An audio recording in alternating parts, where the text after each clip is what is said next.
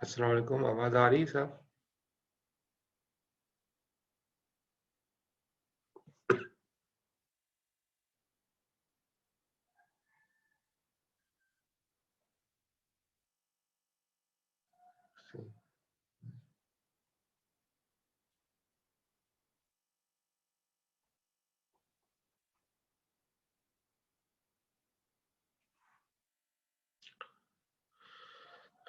अच्छा जी, कोई स्टार्ट में अच्छी बात कर लेते हैं।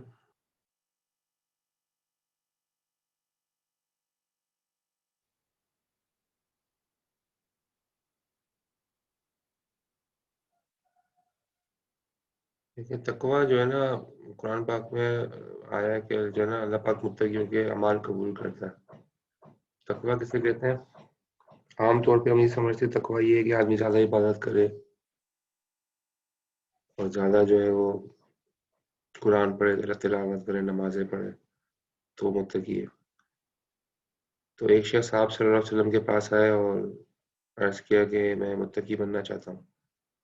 तो आप सल्लल्लाहु अलैहि वसल्लम ने उनको ये नहीं कहा कि तुम नमाज़ें पढ़ो, रोज़े रखो, बल्कि ये कहा कि गुनाहों से बचो। तो गुनाहों से बचो तो तुम सबसे बड़े मुत्तकी बन जाओगे। तो पता ये चला कि असल में गुनाहों से बचना जो है ना ये तकवा है।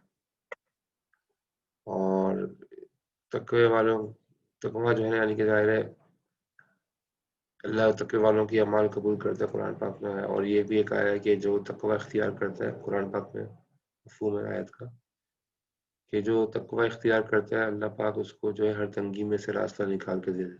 यानी कि जहाँ भी ज़िंदगी में जो है तंगी आएगी तो उसके तकवे की बरकत से इंशाअल्लाह वहाँ से निकल जाएगा। तो इससे ये पता चल रहा है कि जो है गुनाह से ना गुनाह गुनाह अगर होंगे तो ज़िंदगी में तंगी आ जाएगी और फिर निकलने का रास्ता नहीं होगा। और अगर गुनाह से बचेंगे तो इंशाअल्लाह ज़िंदगी के अंदर आसानियाँ आएँगी और उसकी बरकत से जो है ना हर मुश्किल घड़ी से और हर तंग रास्ते से अल्लाह पाक जो है निकाल देगा। इसलिए जो है ना इसका एहतमाम करना चाहिए। देखें हम क्या-क्या ये चीज़ें गुनाह के तौर पे जो है ना अल्लाह ने कही है कुरान में। जिसको अल्लाह ने मना किया है या जिस पे अल्लाह ने गुस्सा किया है, तो वो सब गुनाह के काम है। ठीक है ना? कुरान हदीस में जो भी है, तो उनसे बचें हम, ठीक है? तो कोशिश करें उनसे बचें। तो और ये नमाज़ ज़ाहिर है तकवा इसलिए मुआविन है तकवा में नमाज़ क्योंकि कुरान पाक हदीस में है ना कि कुरान पाक में बेशक नमाज़ बचाती है बेहयाई से और नामुनासिब बातों से। तो नमाज़ के अंदर भी ये तासीर है कि वो गुनाहों से रोकती है। तो इसलिए जो है नमाज़ का एहतमाम करने से भी गुनाह से रुकेगा और ज़ाहिर तकवा पैदा होगा। जितनी इबादत हैं वो इबादत जो है ना वो मुआविन होती हैं गुनाहों से बचने में। तो इससे फ़ायदा ये होता है कि ज़ाहिर है वो इंसान में जो है ना वो फिर वो चीज़ आ जाती है। तो इसलिए इबादत जो है ना वो इसलिए भी करें कि गुनाहों से बचने में आसानी हो और क़ुव्वत पैदा हो जाए। अल्लाह की मार्फत से जो है इंसान में क़ुव्वत पैदा होती है। तो फिर उससे फिर शैतान से भी लड़ना आसान होता है उसके लिए। तो ये अच्छी बात थी थोड़ी-सी आज की। अच्छा जी, पार्टिसिपेंट्स कमी है, अभी 6 पार्टिसिपेंट नज़र आ रहा है।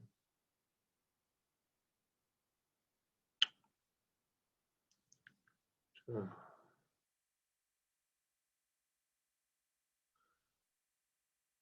संडे की सुबह मेकअप रखी है ज़ाहिर है तो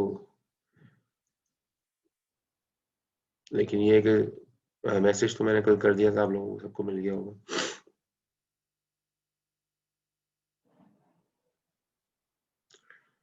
अच्छा जी, ओके ऑपरेटिंग सिस्टम में हमारा चैप्टर 3 चल रहा था।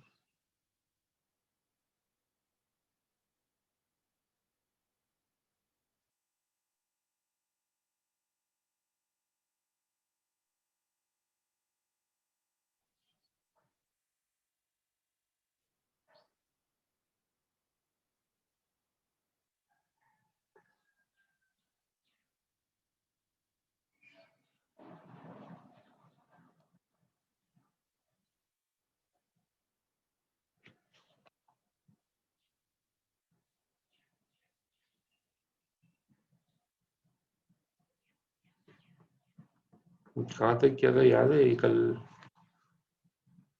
Multitasking system, medium term scheduler भी हो गया था।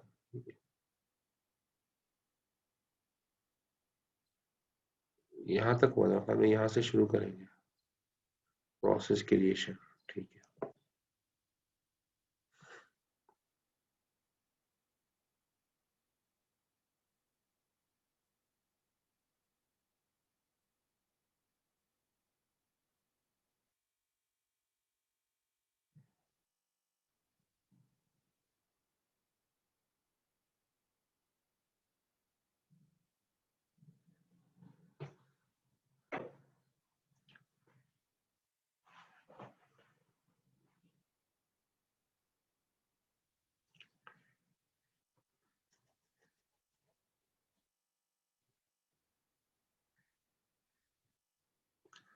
अच्छा, ये हमने लास्ट क्लास में यहाँ तक किया था, ये ऑपरेशंस ऑन प्रोसेसेस।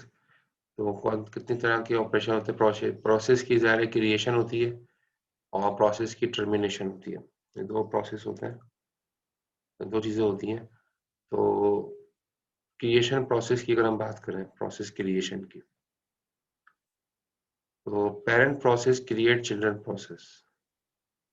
यानी पेरेंट प्रोसेस क्या करता है? चिल्ड्रन प्रोसेस को क्रिएट करता है, which in turn create other process, और चिल्ड्रन जो है वो और प्रोसेस को क्रिएट करते हैं। तो इस तरह से एक तरह से ट्री बन जाती है। ये पेरेंट प्रोसेस, उसका चाइल्ड प्रोसेस, उसका चाइल्ड प्रोसेस, तो एक तरह से एक ट्री जो है वो मेंटेन हो जाती है। और इस तरह से नंबर ऑफ प्रोसेसेस मल्टीपल जो है वो चल रहे होते हैं। जैसे मैंने आपको क्रोम की एग्जांपल दी थी, क्रोम के अंदर आप मल्टीपल वेबसाइट्स को ओपन कर सकते हैं, तो वो पेरेंट प्रोसेस आता है क्रोम, और बाकी जितने भी वेबसाइट्स हैं वो उसके चिल्ड्रन प्रोसेस होना शुरू हो जाते हैं। एग्जांपल ये दी थी मैंने। Generally process identified and managed via process identifier. तो प्रोसेस आइडेंटिफायर से जो है ना जनरली हम किसी भी प्रोसेस को आइडेंटिफाई करते हैं। तो रिसोर्स शेयरिंग के ऑप्शन है, parent and children share all resources. Number one, के जो पेरेंट है और चिल्ड्रन है वो दो, यानी कि अभी बता ये रहे हैं कि पेरेंट, अभी जैसे मैंने बताया प्रोसेस क्रिएट हो गया, प्रोसेस क्रिएट होने के बाद, प्रोसेस क्रिएट होने के बाद पेरेंट और चिल्ड्रन जो है ना वो सारे प्रोसेस, सारे जितने भी रिसोर्सेज हैं उन सबको शेयर करेंगे, पेरेंट भी और चिल्ड्रन। ठीक है, तो एक तो ये ऑप्शन हो सकता है। दूसरा ऑप्शन क्या हो सकता है? Children share subset of parent resources, यानी कि चिल्ड्रन जो है वो पेरेंट के रिसोर्सेज के अंदर से जो चीजें हैं वो, यानी कि पेरेंट को जितने रिसोर्सेज अलाउ है, चिल्ड्रन उसके सब सेट जो है वो शेयर कर सकते हैं। क्या मतलब? जैसे पेरेंट अगर 100% रिसोर्सेज यूज कर सकते हैं, तो हो सकता है चिल्ड्रन उन 100 में से 50% या 60% रिसोर्सेज शेयर कर रहे हैं। तो थोड़ा सा राइट्स कम कर दिए जाते हैं चिल्ड्रन के पेरेंट से। इस तरह का भी होता है आर्किटेक्चर। तीसरा क्या है? Parent and child share no resources, यानी कि पेरेंट जो और चाइल्ड आपस में कोई भी रिसोर्सेज शेयर नहीं कर रहा। तो रिसोर्स शेयरिंग के ऑप्शन होते हैं प्रोसेस जब क्रिएट होता है। तो प्रोसेस की क्रिएशन के अंदर पेरेंट चाइल्ड जो है वो, पेरेंट और चाइल्ड या तो सारे रिसोर्सेज शेयर करेंगे, या उसका सबसेट चाइल्ड जो है वो शेयर करेगा पेरेंट के रिसोर्सेज का सबसेट, या पेरेंट और चाइल्ड कोई भी आपस में रिसोर्सेज शेयर नहीं करेंगे। तो ये रिसोर्स शेयरिंग के ऑप्शंस हमने डिस्कस किए प्रोसेस के। इसके अलावा execution option, parent and children execute concurrently. क्या मतलब? कि पेरेंट और चाइल्ड दोनों एक साथ एग्जीक्यूट करेंगे। तो ये भी होता है कि पेरेंट और चाइल्ड साथ साथ चल रहे होते हैं, एग्जीक्यूट हो रहे होते हैं। जैसे क्रोम में हम देखते हैं कि जितने भी वेबसाइट्स हैं मल्टीपल, वो सारी सारी चल रही होती हैं। Parent waits until children terminate. और दूसरा ये है कि पेरेंट जब तक वेट करेगा जब तक कि सारे चाइल्ड टर्मिनेट ना हो जाए। क्रोम में आप ये देखते हो सारे वेबसाइट्स आप बंद करना, टैब जो है बंद करना शुरू कर दो, ठीक है। तो अगर लेकिन कुछ और, अगर बहुत सारे टैब्स खुले और आप क्लोज करोगे तो वो आपसे मैसेज पूछता है कि क्या आप वाकई में जो है वो क्रोम बंद करना चाहते हैं। तो अगर आप बंद यस कर देंगे तो वो फिर सारे चिल्ड्रन को टर्मिनेट कर देता है। वरना वो वेट करता है, पेरेंट वेट करता है हमेशा कि चिल्ड्रन टर्मिनेट होंगे तो वो पेरेंट टर्मिनेट होगा।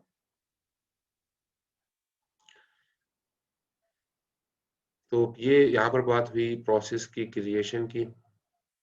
अब यहाँ पर देखें ट्री है, प्रोसेस लिनक्स के अंदर जो है ये इस तरीके से जो है ट्री मेंटेन हो जाता है।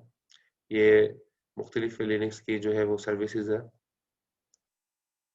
जैसे इनिट एक सर्विस है, इसके अब नीचे प्रोसेस आईडी लिखा है, प्रोसेस आईडी 1। इस तरह लॉगिन, इसका इसका फिर इनिट इनिट जो है ना उसके चाइल्ड प्रोसेस है, ये लॉगिन, के थ्रेड और एस एच एच डी, ये सारे जो है शेल के कमांड्स हैं। तो ये भी जो है इसके चाइल्ड प्रोसेस है और इनका अपनी अपना प्रोसेस आईडी है। हर प्रोसेस की यूनिक प्रोसेस आईडी होती है जिससे वो प्रोसेस आइडेंटिफाई होता है। इस तरह से लॉगिन का जो है चाइल्ड आईडी बैश, के थ्रेड का चाइल्ड आईडी के हेल्पर पीडीएफ फ्लश, और ये जो है एस एस एच डी का child ID S S H D और टॉन। अब ये मुख्तलिफ यहाँ पर एग्जाम्पल में दिखाया गया लिनक्स के अंदर ऐसा होता है कि मुख्तलिफ सर्विसेज है। तो के मतलब ये पेरेंट प्रोसेस हो गया, पेरेंट के बाद उनका चाइल्ड, उनके चाइल्ड के बाद फिर उनका चाइल्ड, इस तरह से एक ट्री बन जाती है। और इस तरह से प्रोसेस जो है वो मुख्तलिफ प्रोसेस जो है वो चल रहे होता है। तो लिनक्स के अंदर ये आर्किटेक्चर जो है वो फॉलो हो रहा होता है और विंडोज वगैरह में भी चल रहा होता है। तो इससे हमें अंदाजा हो गया कि पेरेंट चाइल्ड प्रोसेस जो है कि जो प्रोसेस क्रिएट होते हैं वो चिल्ड्रन, उनके चिल्ड्रन प्रोसेस भी होते हैं।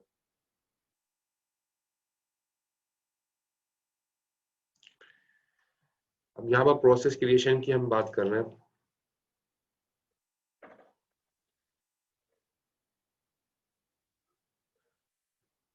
तो यहाँ पर देखिए एड्रेस स्पेस की बात हो रही है।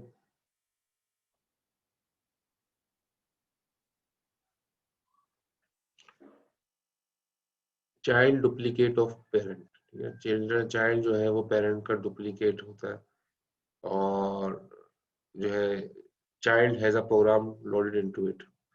तो ज़ाहिर चाइल्ड को भी जो है ना, चाइल्ड भी कोई प्रोग्राम चला रहा होता है।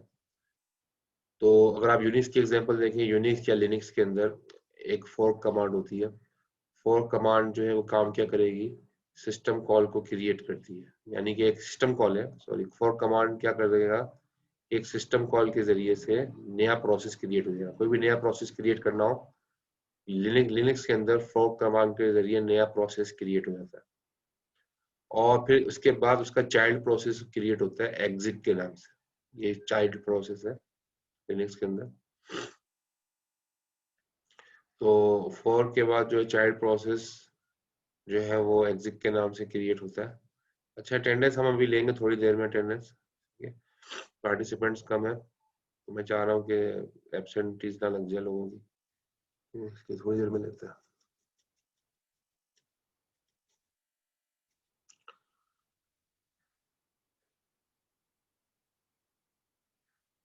तो एग्जिट का मतलब क्या है, एग्जिट जो है वो फोर्क का चाइल्ड प्रोसेस है।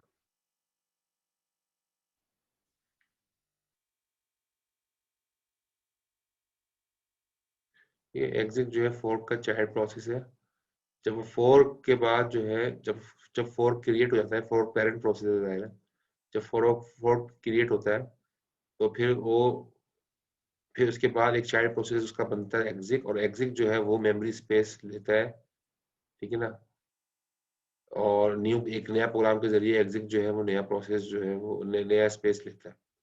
तो कहने का मतलब ये फोर्क कमांड जब आप चलाओगे तो उसका एग्जिट उसका चाइल्ड प्रोसेस बनेगा और फोर्क पेरेंट होगा, और फोर्क जब तक वेट करेगा जब तक कि एग्जिट अपना काम कंप्लीट ना कर ले। तो यहाँ पर इसकी डायग्राम भी दिखाई गई है, जैसे ये दिखाया फोर्क। फोर्क क्या है, पेरेंट पेरेंट प्रोसेस है।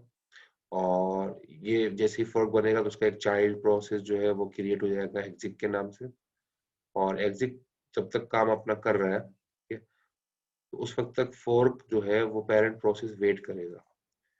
तो जब एग्जिट अपना काम कंप्लीट कर चुकेगा, एग्जिट पे आएगा, अपना काम कंप्लीट कर चुकेगा, तो फिर जो है पेरेंट प्रोसेस जो है वो रिज्यूम होगा और फिर वो आगे टर्मिनेट होगा जाके। तो पेरेंट प्रोसेस जो है लिनक्स के अंदर वेट करता रहता है जब तक कि चाइल्ड की एग्जीक्यूशन कंप्लीट ना हो जाए। कोई क्वेश्चन है इसमें, सब चीजें समझ में आ रही?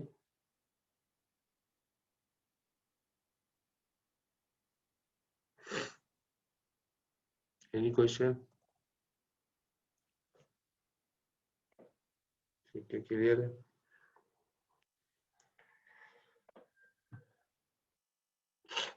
सही।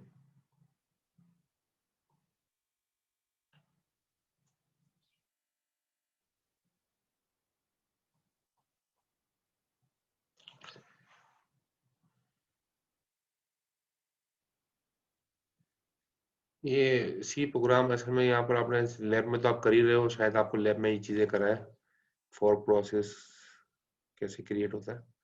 तो थोड़ा सा यहाँ पर दिखाया हुआ है, सी का प्रोग्राम लिखा हुआ है और उसके अंदर जो है वो हेडर फाइल कुछ इंक्लूड कराई है। मेन प्रोग्राम है प्रोसेस आईडी, टी पे एक ऑब्जेक्ट बना लिया प्रोसेस आईडी के नाम से और उसके अंदर फोर्क कमांड चला दी तो ये पेरेंट आईडी बन जाएगी। अगर प्रोसेस आईडी लेस देन 0 है तो इसका मतलब है कि जो फोर्क कमांड नहीं चली। लेकिन पेरेंट अगर प्रोसेस आईडी 0 के बराबर हो गया तो फिर उसका चाइल्ड प्रोसेस क्रिएट होता है। ठीक है, तो चाइल्ड जब कंप्लीट होगा, जब तक कंप्लीट नहीं होता उस वक्त तक पेरेंट जो है वो वेट करता रहता है। तो अभी थोड़ी देर पहले बात की तो वही सी के अंदर इस तरह का कोड लिखा हुआ है। लिनक्स के अंदर जो फोर्किंग का कोड है उस तरीके का लिखा हुआ है जो कि पेरेंट प्रोसेस और चाइल्ड प्रोसेस के बारे में लिखा गया है, ताकि पेरेंट प्रोसेस कैसे क्रिएट होता है, उसका चाइल्ड प्रोसेस कैसे क्रिएट होता है, वो सारी चीजें लिनक्स में सी के जरिए से मेंटेन हुई है। अच्छा जी, प्रोसेस की टर्मिनेशन। अब पहले अभी तो अभी हमने देखा प्रोसेस क्रिएट होने का, कि प्रोसेस क्रिएट कैसे होता है और फॉर की एग्जांपल देखी। अब टर्मिनेशन की बात करते हैं। Process executes last statement and then asks the operating system to delete it using the exit system call। ठीक है, तो जब एग्जिट सिस्टम कॉल क्या मतलब वही है पिछली स्लाइड में दिखाया आपको यहाँ पे। एग्जिट सिस्टम कॉल जब आती है तब जाके जो है वो चाइल्ड प्रोसेस कंप्लीट होता है और फिर उस वक्त जाके पेरेंट प्रोसेस फिर जो है टर्मिनेट हो जाता है। तो एग्जिट सिस्टम कॉल जो है जब तक नहीं मिलती उस वक्त तक वो पेरेंट प्रोसेस वेट करता रहता है चाइल्ड का। और जैसे ही और जब वेट प्रोसेस जो है return status data from child to parent via wait. ठीक है, तो पेरेंट जो है वो वेट के जरिए जो है वो वेट करता रहता है चाइल्ड का। Process resources R D allocated by operating system. फिर जो है जैसे ही वो चाइल्ड प्रोसेस कंप्लीट होता है तो जो रिसोर्सेज दी हुई होती है चाइल्ड रिसोर्सेज को पेरेंट को, वो उससे डी एलोकेट कर ली जाती है जब वो टर्मिनेट हो जाता है। अच्छा, पेरेंट में terminate the execution of children process using the abort system call. Abort के जरिए से भी पेरेंट जो है वो चाइल्ड प्रोसेस को किल कर सकते हैं।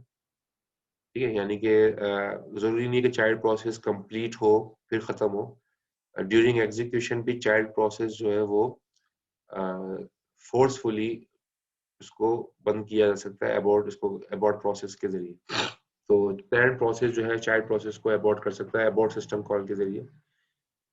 तो चाइल्ड है अभी इसके मुख्तलिफ वजूहत होती हैं कि पेरेंट चाइल्ड को क्यों किल करे, पेरेंट प्रोसेस चाइल्ड प्रोसेस को क्यों किल करे।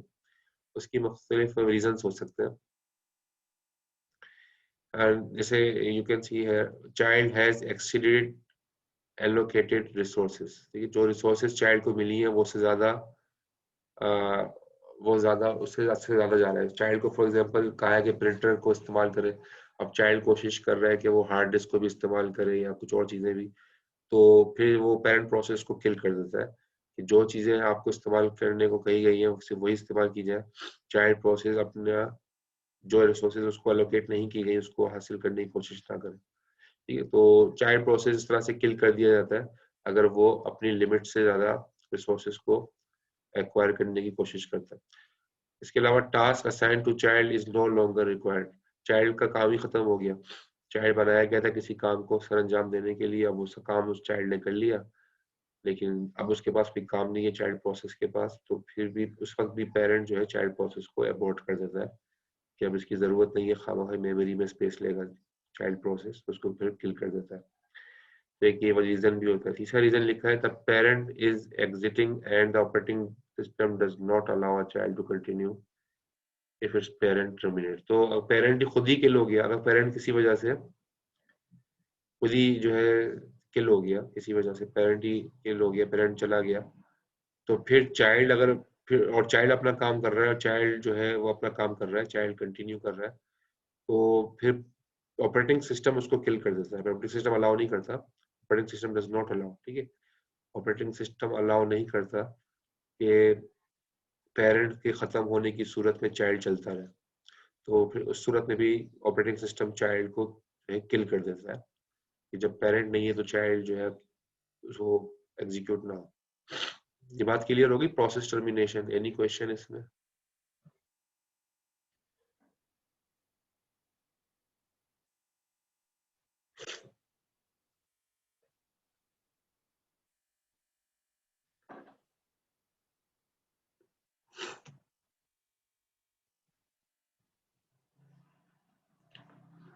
तो यहाँ हमने बात की है प्रोसेस की टर्मिनेशन की।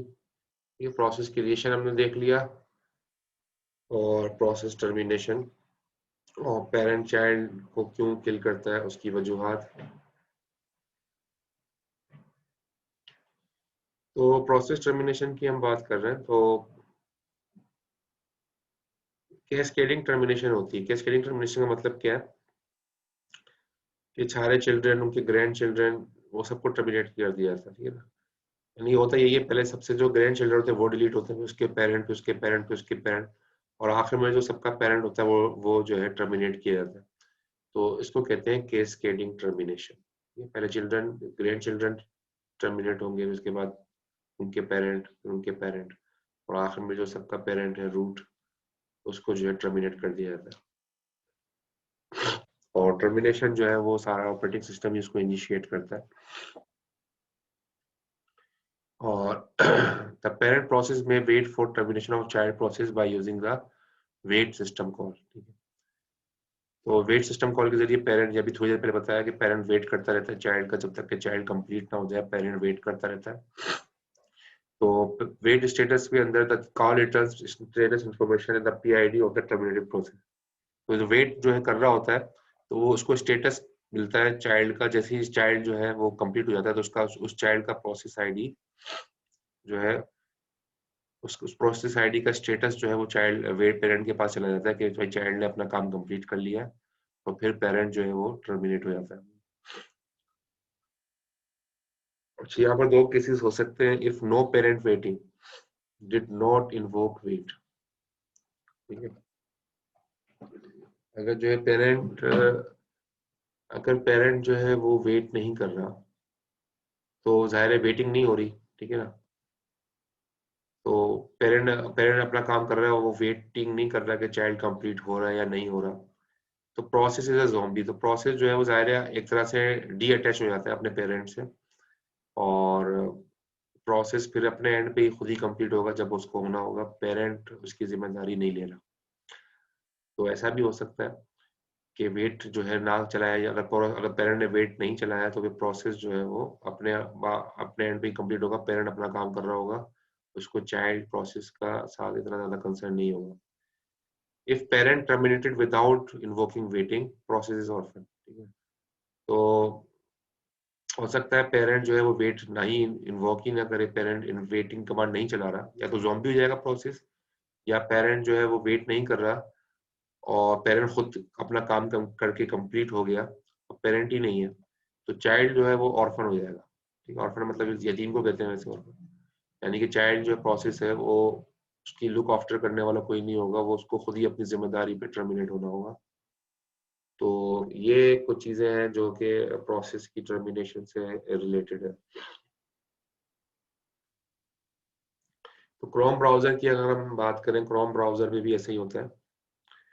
जो क्रोम का ब्राउजर है, ठीक है, उसमें भी आप देख रहे हो जैसे जो दूसरे वेब ब्राउजर्स भी है, जो पुराने वेब ब्राउजर्स थे, वो जो many web browsers run as single process, ठीक है, वो सिंगल प्रोसेस रन करते थे। तो होता ये था उनके चाइल्ड प्रोसेस नहीं बनते थे। जो शुरू के ब्राउजर आए थे उनके चाइल्ड ब्राउजर नहीं बनते थे, चाइल्ड प्रोसेस नहीं बनते थे। तो जब आप वो ब्राउजर खोलते थे तो होता क्या था, जैसे यहाँ लिखा है, if one website causes trouble entire browser can hang और क्रैश। एक जगह प्रॉब्लम आ गया, एक वेबसाइट में प्रॉब्लम आ गया, पूरा ब्राउजर ही हैंग हो जाता था, क्योंकि वो एक ही प्रोसेस चल रहा होता था। तो एक में हैंगिंग आ गई किसी एक वेबसाइट में, तो पूरा ब्राउजर हैंग हो जाता था, तो फिर आपको पूरा वेब ब्राउजर बंद करना पड़ता था, फिर दोबारा से उसको ओपन करना पड़ता था। ये पुराने ब्राउजर्स में ये मसला होता था, हमने फेस किया है इसको। लेकिन अब जो क्रोम खास तौर पे और अब लेटेस्ट जितने भी ब्राउजर आ रहे हैं उनमें सब में वो सारे के सारे मल्टी प्रोसेस है। तो क्रोम ब्राउजर भी मल्टी प्रोसेस है और उसके अंदर 3 डिफरेंट टाइप के प्रोसेस चल रहे होते हैं। ठीक है, एक तो ब्राउजर चल रहा होता है, तो ब्राउजर जो है वो सारा चीजें देख रहा होता है, यूजर इंटरफेस, डिस्क और नेटवर्क की नेटवर्क इनपुट आउटपुट जो भी है वो ब्राउजर देख रहा होता है। एक रेंडरर का प्रोसेस चल रहा होता है क्रोम में, वो सारे वेब पेजेस को देख रहा होता है। वेब पेजेस HTML की जो चीजें चल रही होती हैं, जावा स्क्रिप्ट वगैरह, वो सारा रेंडरर का प्रोसेस जो है वो अपने एंड पे देख रहा होता है। तो जब नई वेबसाइट खुलती है तो नया रेंडरर का प्रोसेस जो है वो इनिशिएट हो जाता है। हर वेबसाइट के साथ एक नया प्रोसेस क्रिएट होता है, तो रेंडरर वो काम करता है। ठीक है, तो ये जैसे यहाँ पर लिखा हुआ ये बात, runs in sandbox restricting disk and network I/O, minimizing effect of security exploits। तो ये सैंडबॉक्स जो है ना एक यूटिलिटी है, तो क्रोम इसको यूज करता है डिस्क और नेटवर्क आईओ को जो है वो सिक्योरिटी मेंटेन करने के लिए। तो बहरहाल ये रेंडर का प्रोसेस जो है ये हर वेबसाइट के साथ नया प्रोसेस क्रिएट होता है। और प्लगइन जो है मुख्तलिफ प्लगइन हो रहे होते हैं। तो आपने देखा होगा क्रोम के अंदर भी प्लगइन होते रहते हैं, मुख्तलिफ एक्सटेंशंस और कुछ भी चीजें जो है ना सर्विसेज जो है प्लगइन करते रहते हैं क्रोम के अंदर भी। तो वो उसका प्रोसेस अलग चल रहा होता है। तो एक यहाँ पर ये बताया कि क्रोम जो है ना, क्रोम ब्राउजर में मल्टी प्रोसेस ब्राउजर है। तो उसमें फिर जो है ना ये सिस्टम नहीं होता कि अगर एक वेबसाइट हैंग हो जाए तो सारी हैंग हो जाए, ऐसा नहीं होगा। सारा ब्राउजर जो है बिजी नहीं होता है एक एक वेबसाइट की वजह से, क्योंकि सारे प्रोसेस सबके डिफरेंट चल रहे होते हैं। कोई क्वेश्चन तो नहीं है इसमें? क्लियर है?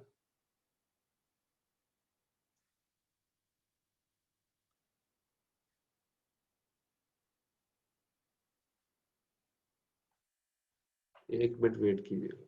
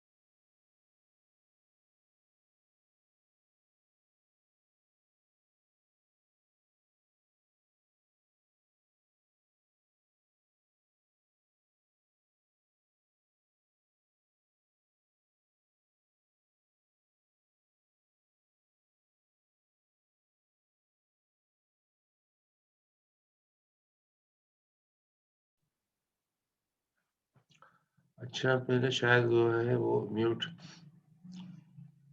आप अनम्यूट कर सकते हैं माइक को, वो मैंने अलाउ नहीं किया हुआ।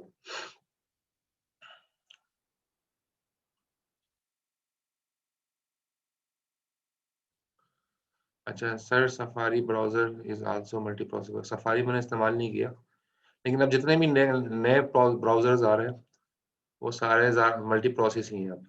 ठीक है, वो सारे क्रोम को ही जो है ना फॉलो कर रहे हैं, क्योंकि क्रोम ने ही समझो एक तरह से नया ट्रेंड स्टार्ट किया है। अब माइक्रोसॉफ्ट का भी एज ब्राउजर आपने शायद यूज किया, वो बिल्कुल क्रोम की तरीके से ही काम कर रहा है। तो अब सारे जो नए ब्राउजर्स आ रहे हैं वो मल्टी प्रोसेस ब्राउजर्स ही हैं।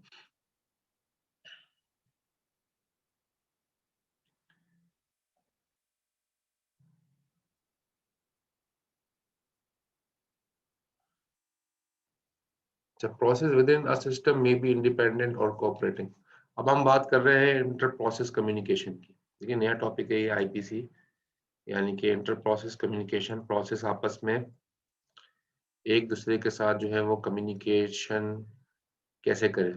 तो इंटर प्रोसेस कम्युनिकेशन की बात हो रही है। एक प्रोसेस दूसरे प्रोसेस के साथ कम्युनिकेट कर रहा है। अच्छा, तो process with in a system में बी इंडिपेंडेंट और कोऑपरेटिंग।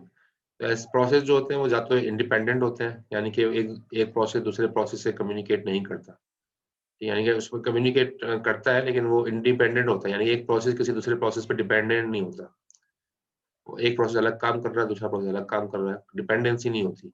ऐसे प्रोसेस को कहते हैं इंडिपेंडेंट प्रोसेस। ठीक है, या तो ये होता है, या प्रोसेस जो है वो कोऑपरेटिंग होते हैं, प्रोसेस आपस में एक दूसरे के ऊपर डिपेंडेंट होते हैं कि एक प्रोसेस का अगर काम कर रहा है तो दूसरा प्रोसेस उसके काम करने की बिहाफ पे अपना काम करता है, तो उसको कहते हैं डिपेंडेंट प्रोसेस। जैसे पेरेंट चाइल्ड है तो उसमें चाइल्ड डिपेंडेंट होता है पेरेंट के। तो प्रोसेस दो तरह के होते हैं, या तो कोऑपरेटिंग होते हैं जिसमें एक प्रोसेस दूसरे प्रोसेस के डिपेंडेंट है, या फिर प्रोसेस इंडिपेंडेंट होते हैं कि एक प्रोसेस जो है दूसरे प्रोसेस के ऊपर डिपेंडेंट नहीं है, हर कोई अब प्रोसेस अपना अपना काम कर रहा है। तो कोऑपरेटिंग प्रोसेस कैन अफेक्ट और be affected by other process including sharing data. तो जो कोऑपरेटिंग प्रोसेस है ये खुद भी अफेक्ट होते हैं और ये दूसरे प्रोसेस को भी अफेक्ट करते हैं, क्योंकि ज़ाहिर है इसमें डिपेंडेंसी होती है, कोऑपरेटिंग प्रोसेस में डिपेंडेंसी होती है। तो शेयरिंग डेटा के अंदर भी जो है वो जो है सारी चीज़ें जो है अफेक्ट हो रही होती हैं, डेटा शेयर हो रहा होता है, क्योंकि प्रोसेस एक दूसरे के साथ जो है वो एक दूसरे पे डिपेंडेंट हो रहे होते हैं। तो रीजंस फॉर कोऑपरेटिंग प्रोसेस, तो ये इसके रीजंस है कि भाई कोऑपरेटिंग प्रोसेस क्यों यूज करें, क्योंकि कभी हमें इन्फॉर्मेशन शेयर करनी होती है तो प्रोसेस एक दूसरे को कोऑपरेट करेंगे तो इन्फॉर्मेशन शेयर कर सकेंगे। या अभी कंप्यूटेशन स्पीड अप, दो प्रोसेस मिलके कोई किसी काम को सर अंजाम दें, दो प्रोसेस तीन प्रोसेस मिलके, तो आपकी कंप्यूटेशन स्पीड अप हो जाती है। ठीक है, तो मल्टीपल प्रोसेस चल के भी किसी एक टास्क को जो है वो परफॉर्म करते हैं तो उससे वो टास्क जल्दी कंप्लीट हो जाता है। मॉड्यूलैरिटी का मतलब है कि एक बड़ा टास्क था, 10% एक प्रोसेस ने किया, 15% दूसरे प्रोसेस ने किया, या हर प्रोसेस ने अपना अपना मॉड्यूल के अंदर रहते हुए वो टास्क कंप्लीट किया, तो उसको कहते हैं मॉड्यूलैरिटी। कन्वीनियंस हो जाती है, आसानी हो जाती है। मल्टीपल प्रोसेस जब प्रोसेस आपस में दूसरा कम्युनिकेट कर रहे होते हैं तो जो है ना इनकी जो कम्युनिकेशन के नतीजे में जो है ना ऑपरेटिंग सिस्टम बहुत अच्छा परफॉर्म करता है। तो कहना है क्या मकसद ये कि ये रीजंस हैं कि प्रोसेस आपस में एक दूसरे के साथ कम्युनिकेट करते हैं, और उनको जो कम्युनिकेट करते हैं आपस में, यानी कि जो डिपेंडेंट हैं एक दूसरे के और कम्युनिकेट करते हैं, वो कोऑपरेटिंग प्रोसेस होता है। ज़ाहिर है जो इंडिपेंडेंट प्रोसेस होते हैं वो आपस में कम्युनिकेट करते ही नहीं है, कम्युनिकेट जो करते हैं वो कोऑपरेटिव प्रोसेस ही करते हैं। तो cooperating processes need inter process communication. ठीक है, तो जो कोऑपरेटिंग प्रोसेस है उनको आपस में एक दूसरे के साथ कम्युनिकेट करना होता है प्रोसेस को, तो उनकी इंटर प्रोसेस कम्युनिकेशन होती है। अब इंटर प्रोसेस कम्युनिकेशन करने के दो तरीके हैं, एक है शेयर्ड मेमोरी, एक है मैसेज पासिंग। ठीक है, यानी कि शेयर्ड मेमोरी के जरिए भी दो प्रोसेस मल्टीपल प्रोसेस आपस में कम्युनिकेट कर सकते हैं, और मैसेज पासिंग के जरिए भी मल्टीपल प्रोसेस आपस में एक दूसरे के साथ कम्युनिकेट कर सकते हैं। तो these are the two types. अब यहाँ पर आप ये देख लो दोनों के मॉडल दिखाया है, शेयर्ड मेमोरी का और मैसेज पासिंग का।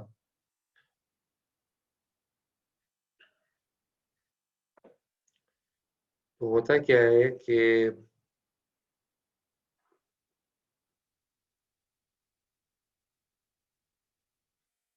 शेयर्ड मेमोरी में क्या होता है, जैसे यहाँ पर देखिए शेयर्ड मेमोरी में क्या होता है, ये प्रोसेस ए है, ये प्रोसेस बी है, ये रैम का दिखाया गया, ये पूरी एक रैम है। ठीक है, तो प्रोसेस ए और प्रोसेस बी रैम का शेयर्ड एरिया, ये शेयर्ड मेमोरी एरिया है, व्हाइट में दिखाया गया। तो प्रोसेस ए और प्रोसेस बी रैम का शेयर्ड एरिया जो है यूज करते हैं आपस में कम्युनिकेशन करने के लिए।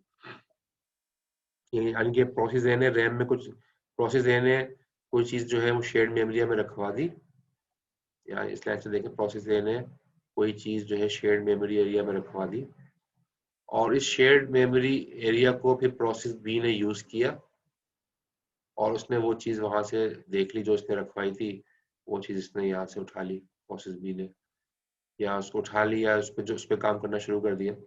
तो इस तरह से प्रोसेस ए और प्रोसेस बी ने आपस में कम्युनिकेट कर लिया, एक बीच में कॉमन शेयर्ड मेमोरी एरिया है। तो वहां पर प्रोसेस ए अपनी चीजें रखवा रहा है, प्रोसेस बी वहां से एक्सेस कर रहा है, या प्रोसेस बी अपनी चीजें वहां रखवा रहा है, प्रोसेस ए वहां से एक्सेस कर रहा है। तो इस तरह की कम्युनिकेशन को कहते हैं शेयर्ड मेमोरी। ठीक है, ये कम्युनिकेशन शेयर्ड मेमोरी के बिहाफ पर है। तो कोऑपरेटिंग प्रोसेस आपस में जो कम्युनिकेट करते हैं, तो एक उनका तरीका शेयर्ड मेमोरी के जरिए भी है कि कॉमन स्पेस होती है रैम के अंदर, जिसको सारे प्रोसेस आपस में शेयर कर रहे होते हैं। दूसरा तरीका कौन सा है? मैसेज पासिंग का। मैसेज पासिंग का मतलब क्या है? ये भी दिखाया गया है, ये भी रैम का दिखाया गया, लेकिन इसमें क्या है कि प्रोसेस ए अलग है, प्रोसेस बी अलग है, सब प्रोसेस चल रहे हैं और मैसेज ये एक दूसरे को फॉरवर्ड करते हैं। ये मैसेज 0, मैसेज 1, मैसेज 2, मैसेज की क्यूज बन जाती है और जिसको जो मैसेज मिलना होता है, फॉर एग्जाम्पल प्रोसेस ए जो है प्रोसेस बी को मैसेज दे देता है, प्रोसेस बी जो है प्रोसेस ए को मैसेज दे देता है। तो मैसेज क्यू बन जाती है, जिसको मैसेज जितने मैसेज देने होते हैं वो सारे क्यू में जो है वो लग जाते हैं और फिर उन क्यूज के जरिए असल में होता है क्या है कि ये मेल बॉक्सेस बनते हैं, आगे मैं दिखाऊंगा आपको। मेल बॉक्सेस बनते हैं सारे और उनके अंदर सारे मैसेज स्टोर होना शुरू हो जाते हैं और फिर वो मैसेज जो है वो डिलीवर होना चाहते हैं हो जाते हैं जिसको भेजे जाना चाहिए। तो ये मैसेज पासिंग का एक तरीका है। मैसेज पासिंग के अंदर शेयर्ड मेमोरी नहीं होती, कि कॉमन रीजन नहीं होता, बल्कि मैसेज सारे अलग अलग जो है वो क्यू बना के रख दिए जाते हैं और फिर वो जिस प्रोसेस को के लिए होते हैं उसी प्रोसेस को मिलते हैं, सबको नहीं मिलते। ठीक है, वो मैसेज जिस अगर ए ने बी को भेजा है तो उसका मैसेज यहाँ आ जाएगा और वो बी को मिलेगा। तो ये इस तरीके कार को कहते हैं मैसेज पासिंग। तो दोनों क्लियर हो गए मॉडल्स। ये कम्युनिकेशन मॉडल्स हैं, प्रोसेस आपस में कम्युनिकेट करते हैं, कोऑपरेटिंग प्रोसेस दो तरीकों के जरिए, मैसेज पासिंग और शेयर्ड मेमोरी के जरिए। इसमें कोई क्वेश्चन हो तो पूछ सकते हैं, माइक अनम्यूट करके भी, चैट पे भी।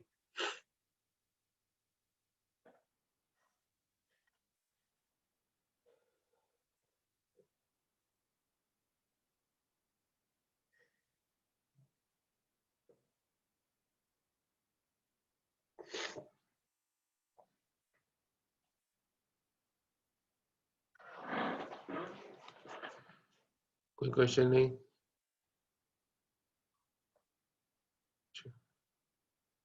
अच्छा, प्रोड्यूसर कंज्यूमर प्रॉब्लम हम उसको थोड़ा सा बाद में डिटेल में देखेंगे, लेकिन यहाँ पर 2-3 स्लाइड्स हैं, उनको हम पढ़ लेते हैं।